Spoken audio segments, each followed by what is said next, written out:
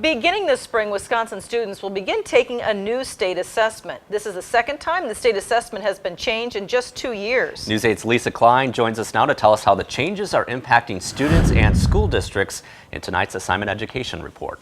Before the state assessments were changed, school districts were required to use the Wisconsin Knowledge and Concepts Exam, or WKCE, to assess what students have learned.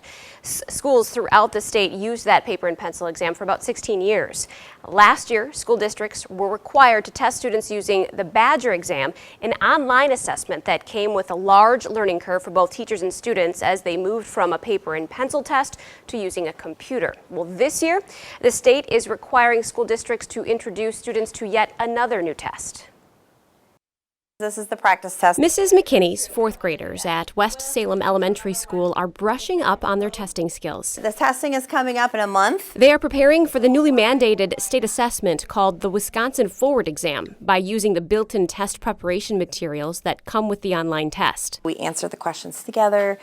It gives them a little idea of how to log in. It gives them the idea of what types of questions they're going to see on the test, which makes them feel more comfortable in the end. The preparation for this year's exam is going much more smoothly than last year. There's less stress. It's more familiar for our teachers.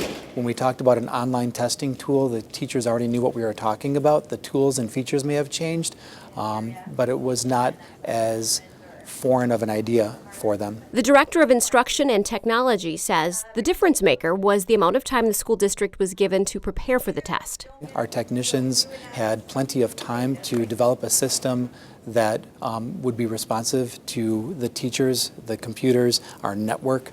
We didn't have that last year, so a lot of kudos to DPI for setting up a system this year that gave us enough time to feel prepared. How many of you remember this stuff from last year? And with the school now prepared, teachers are able to start getting the students prepared. We'll probably spend that week before the test really hitting the test practice a little bit harder and just kind of making them feel comfortable and positive and excited about taking the test.